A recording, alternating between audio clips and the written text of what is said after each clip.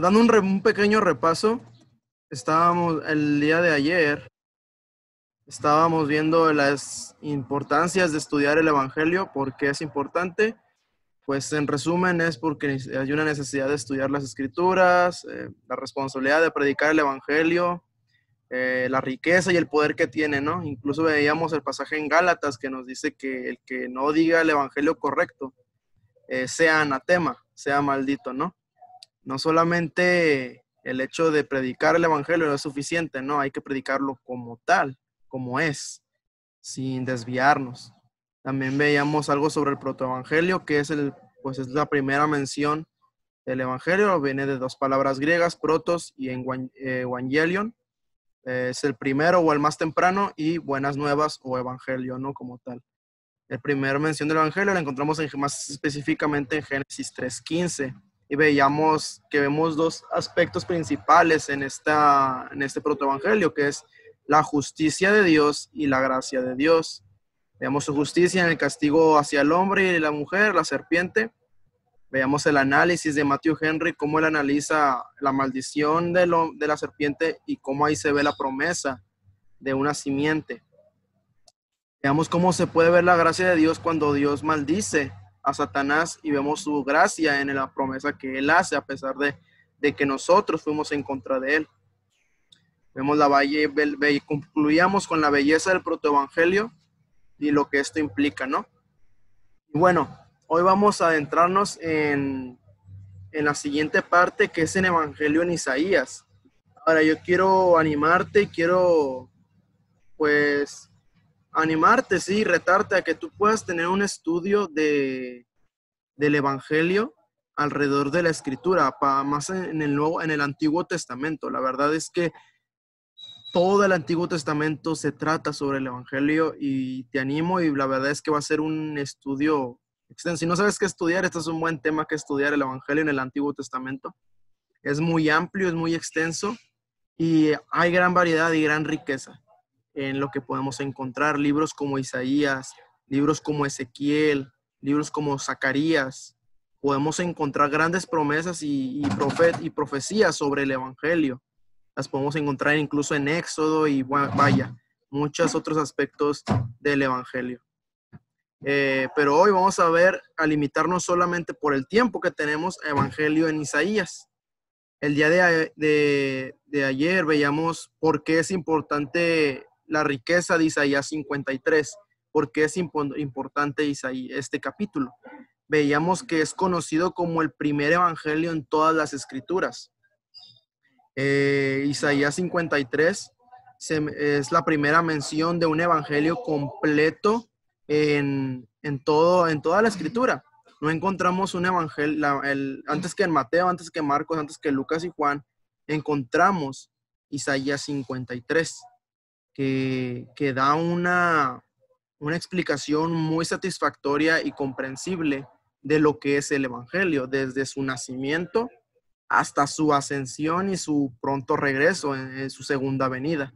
Lo podemos ver. Tal vez no tan detallado como Pablo lo trata en sus epístolas, no tan detallado como lo que Cristo dijo en los evangelios, pero vaya, tomando en cuenta que es un libro y solamente es un capítulo de 13 versículos, creo, no recuerdo, pues es muy, muy específico en lo que nos ofrece Isaías 53. Y ahorita vamos a ver más a fondo por qué es importante. También, pues, como decíamos ya, presenta perfectamente toda la esencia del Evangelio. No nos deja, Génesis 3:15 sí habla sobre el Evangelio, pero no nos da toda la esencia. Nos habla sobre lo central, por así decirlo, que iba a haber una simiente que derrotaría a la serpiente y que este vendría de la mujer, pero sería distinto, ¿no? Vimos todos los aspectos que vimos del protoevangelio el día de ayer. Pero Isaías 53 nos da todavía más que Génesis 3:15. Isaías 53 nos narra todos los aspectos importantes de la vida de ese Salvador, de ese Redentor, o como este capítulo lo llama, como el siervo de Jehová. Cómo iba a ser y cómo iba a ser, qué iba a hacer y qué iba a pasar con él, con este siervo de Jehová. Isaías 53 nos lo narra. es necesario, es suficiente para comprender, si, como decíamos, si no tuviéramos los otros 4 evangelios, Isaías 53 sería suficiente para explicar el evangelio, por lo que narra y lo que contiene. Bueno, vamos a ver que hay una introducción al evangelio en Isaías 52. Ayer lo analizábamos rápidamente, le dimos vistazos rápidos, igual para beneficio de los que no estuvieron ayer. Vamos a verlo rápidamente. Les invito a buscar si tienen sus Biblias allá a la mano, que abran sus Biblias y vayan a Isaías y busquen el capítulo número 52. Isaías número 52. Ahí en los últimos versículos, de hecho, si te das cuenta, tu Biblia está acomodada o bosquejada, por así decirlo, ¿no? Por títulos. Donde dice, en mi Biblia por lo menos, imagino que en la tuya también dice sufrimientos del siervo de Jehová. Ahí donde dice sufrimientos del siervo de Jehová, no comienza en el versículo 1 del capítulo 53, no, comienza desde el versículo 13 del capítulo 52. Porque ahí podríamos decir que el 13, 14 y 15 son la introducción al evangelio. Les decía que yo lo bosquejaba de tal manera que yo lo bosquejaba que del 13 al 15 yo decía que era Dios hablando. Dios es quien está hablando en el versículo 13, 14 y 15. Si el Antiguo Testamento, la mayoría, si no es que todo el Antiguo Testamento, son narrativas. ¿A qué nos referimos con esto? Son narraciones o prescripciones por alguien, dichas por alguien. Entonces, siempre algo que tienes que ubicar en cuando tú estudias el Antiguo Testamento es quién está hablando. Hay 3 aspectos y esto es como que extra, te va a servir en tu estudio del Antiguo Testamento. Tienes que analizar quién está hablando o quiénes están interactuando, quiénes son los personajes, quién es el narrador, quién es el protagonista de la historia. Tienes que analizar el escenario, dónde están pasando las cosas, qué está ocurriendo, y tienes que analizar la trama, por dónde está llevando la sección, dónde está la introducción, dónde está el clímax de la historia, dónde está el final, dónde acaba esta historia, dónde acaba la narrativa. Tienes que analizar la trama. Eso te va a ayudar mucho en tu estudio del Antiguo Testamento. Y aquí podemos ver una introducción que es del 13 al 15 y a Dios hablando. Luego, en el capítulo 53, del versículo 1 al versículo 11, vemos que hay alguien que está hablando. Y ahorita lo vamos a ver con más detalles, y es el pueblo de Israel. Ya no es Dios, sino el pueblo de Israel es quien está hablando. Y en el versículo 12 culmina hablando Dios nuevamente.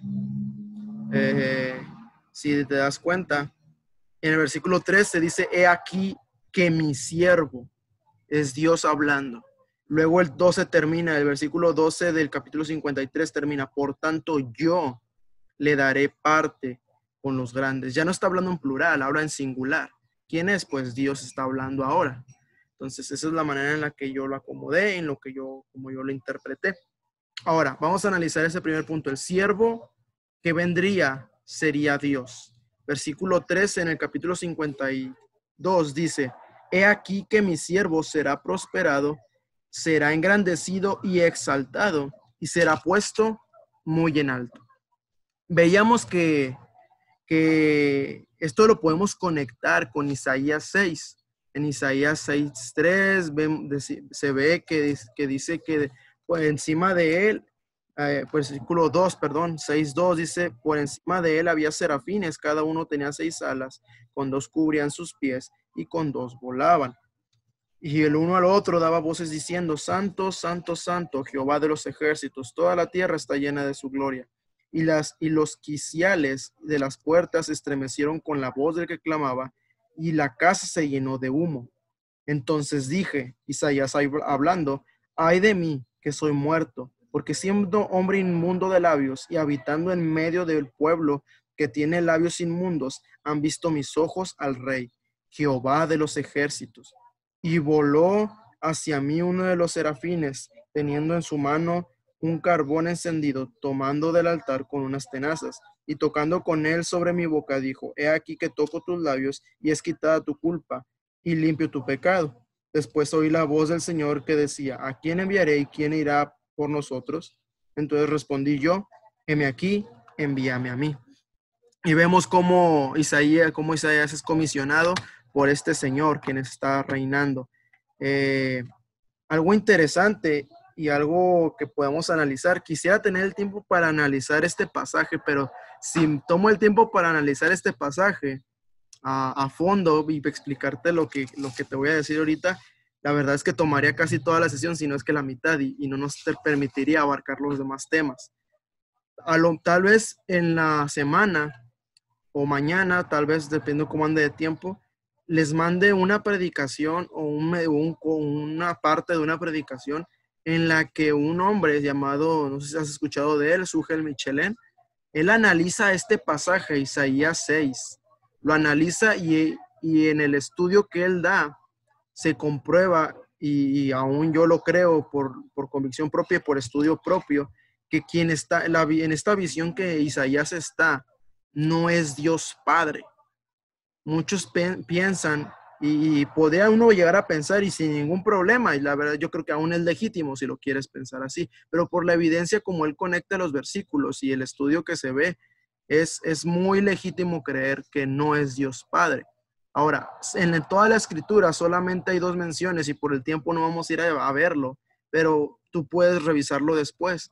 Hay 2 menciones similares en la que los querubines están alrededor, se estremece el templo en el que está, dan voces diciendo santo, santo, santo.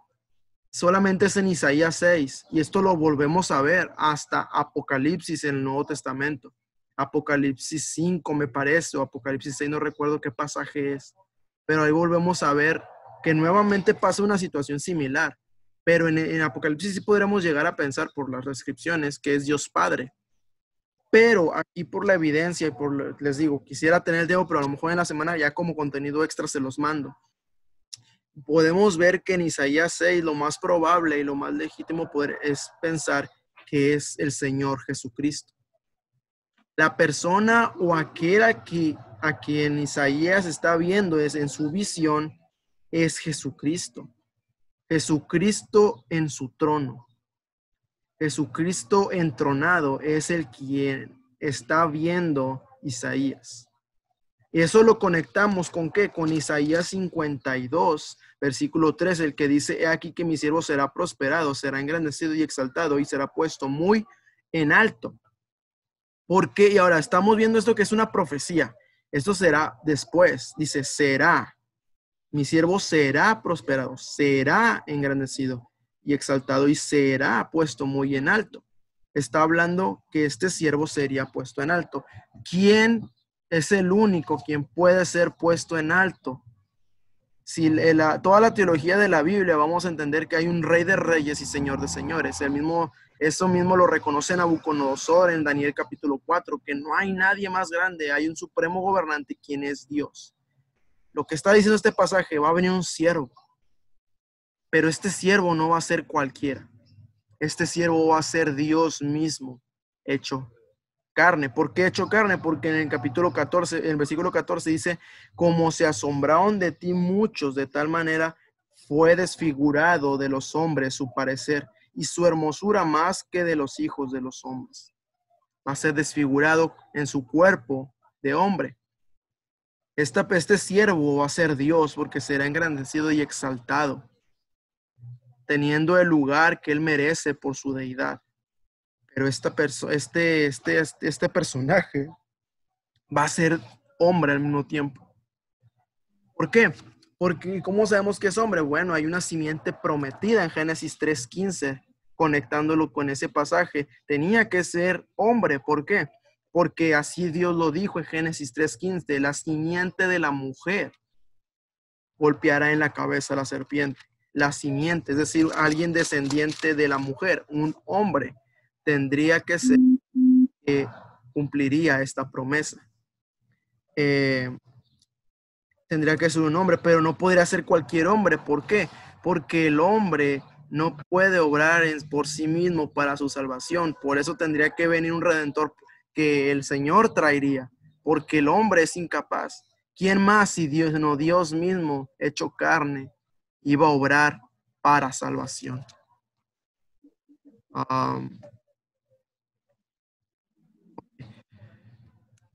Continuando, versículo 15, dice, así asombrará. ¿Ven mi pantalla todavía? Sí. Que el versículo 15, así asombrará él a muchas naciones. Los reyes cerrarán ante él la boca, porque lo verán lo que nunca les fue contado y entenderán lo que jamás habían oído. El siervo que vendría al final de todo sería exaltado, siendo el Rey de Reyes y Señor de Señores. Dice que todas las naciones se asombrarán, lo verán y se darán cuenta quién es este siervo, que no era cualquier persona, sino que era el Rey de Reyes. Los reyes cerrarán ante él su boca, es decir, lo mirarán de tal manera que no podrán hablar, porque verán la gloria de lo que este es. Dice que verán lo que nunca les fue contando y entenderán lo que jamás habían oído. Jamás habían oído no se refiere a que nunca nadie les dijo el mensaje, no, sino que ellos no quisieron oír. Muchas veces en la Biblia vamos a ver esa expresión, ellos no quisieron oír. Se negaron a escuchar la voz de Dios y no quisieron escuchar. Sobre eso lo vemos constantemente en Jeremías. Jeremías, capítulo tras capítulo, vas a ver, inclina tu oído, inclina tu oído, inclina tu oído. Y el pueblo de Israel, ¿qué hizo? Nunca inclinó su oído, sino que simplemente cayó. Y aquí vemos que por fin entenderán lo que jamás habían oído. Y eso es lo que vemos en la pequeña, esa es una pequeña introducción a todo el evangelio. Desde aquí Dios, el Señor ya nos está diciendo, esto es el evangelio. Un siervo vendría siendo Dios, siendo hombre, que al final vencería porque sería exaltado siendo el Rey de Reyes. Esa es la introducción y eso es lo que vimos ayer rápidamente. Y hoy vamos a analizar, ahora sí, el evangelio en el capítulo 53. El evangelio del capítulo 53 de Isaías comienza como: es necesario entender que el que habla es el pueblo de Israel. No podemos entender la riqueza de este capítulo si no entendemos primero quién está hablando. ¿Quién está hablando? El pueblo de Israel es quien está hablando en esta sección de la Biblia.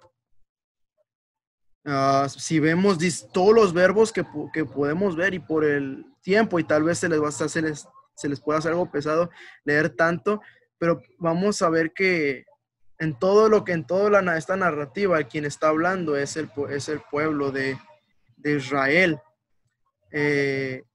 Ya no habla Dios, es una multitud, y están describiendo todo lo que pasó. Y para entrar en contexto y para no tener que leer versículo por versículo de la nada, vamos a dar una lectura rápida ahí en capítulo 53, del versículo 1 hasta el versículo 11, que es lo que califiqué como el pueblo de Dios hablando. Y dice de la siguiente manera: ¿quién ha creído a nuestro anuncio? ¿Y sobre quién se ha manifestado el brazo de Jehová? Subirá cual renuevo delante de él como raíz de tierra seca. No hay parecer en él, ni hermosura. Le veremos más inatractivo para que le deseemos. Despreciado y desechado entre los hombres, varón de dolores y experimentado en quebranto. Y como que escondimos de él el rostro, y fue menospreciado y no le estimamos. Ciertamente llevó él nuestras enfermedades y sufrió nuestros dolores, y nosotros le tuvimos por azotado, por herido de Dios y abatido. Mas él herido fue por nuestras rebeliones, molido por nuestros pecados. El castigo de nuestra paz fue sobre él, y por su llaga fuimos nosotros curados. Todos nosotros nos descarriamos como ovejas, de la cual se apartó por su camino. Mas Jehová cargó en él el pecado de todos nosotros, angustiado él y afligido. No abrió su boca, como cordero fue llevado al matadero, y como oveja delante de sus trasquiladores, enmudeció y no abrió su boca. Por cárcel y por juicio fue quitado su generación. ¿Quién la contará? Porque fue cortado de la tierra de los vivientes, y por la rebelión de mi pueblo fue herido. Y se dispuso con los impíos a la sepultura, mas con los ricos fue en su muerte, aunque nunca hizo maldad, ni hubo engaño en su boca. Con todo eso, Jehová quiso quebrantarlo, sujetándole a padecimiento cuando haya puesto su vida en expiación por el pecado. Verá linaje, vivirá por largos días, y la voluntad de Jehová será en su mano prosperada. Verá el fruto de la aflicción de su alma, y quedará satisfecho. Por su conocimiento justificará a mi siervo justo a muchos, y llevará las iniquidades de ellos. Vemos una narración triste de quién era este hombre, de quién sería este siervo, cómo sería. Vemos que el pueblo de Israel no está hablando de una manera alegre, sino triste. Esto se debe a que el pueblo se está doliendo. Ahora, esto no se trata sobre algo que va a pasar o algo que no, este capítulo no está profetizando el sacrificio de Cristo. No está profetizando que va a venir alguien a morir. No, está profetizando que algunos se van a lamentarse y van a entender que han despreciado a alguien. Está profetizando el hecho de que un castigo sea ejecutado sobre alguien inocente. Es la profecía de la confesión, de la confesión del pueblo de Israel. El pueblo de Israel van a darse cuenta de lo que hicieron con Cristo. Ahora, ¿por qué decimos esto? Porque en el tiempo de Isaías esto no estaba pasando. Lo está diciendo en tiempos pasados. Dice, ¿quién ha creído en nuestro anuncio? ¿Y sobre quién se ha manifestado? Está hablando de que algo que ya pasó. Entonces, es una profecía no del castigo, sino una profecía de una confesión futura.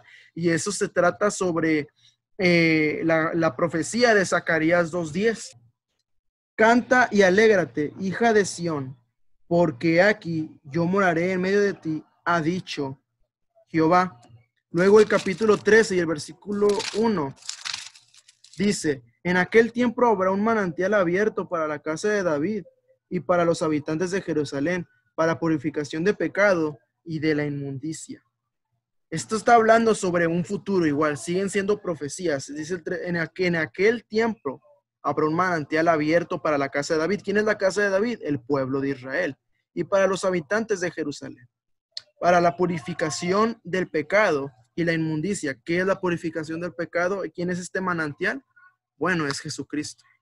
Y ahora se dará cuenta el pueblo de Israel que este manantial que Zacarías anunciaba, ¿quién era? Sino Jesucristo. Son las palabras de una confesión en la que ellos se darán cuenta que no han creído en el poder de Dios, en que el poder de Dios fue desatado en Cristo.